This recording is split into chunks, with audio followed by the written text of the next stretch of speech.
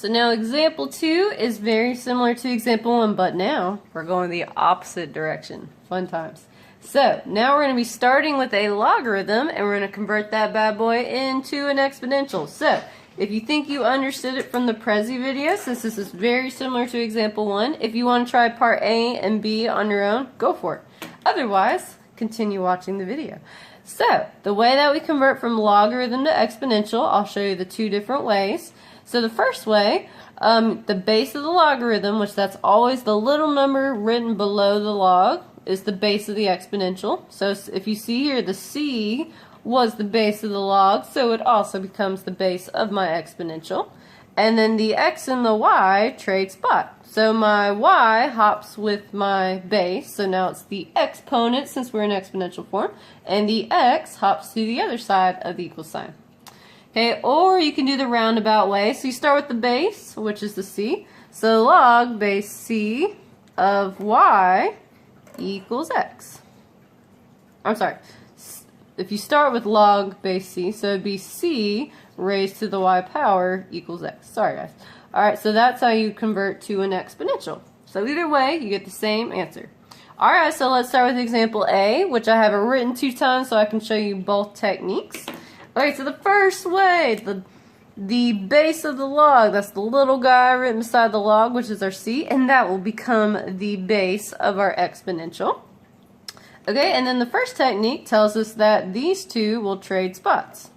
So my a and my t will swap places. So, since this is an exponential, the t will hop into the exponent of the exponential, and the a will hop to the other side of my equal sign. And that's it.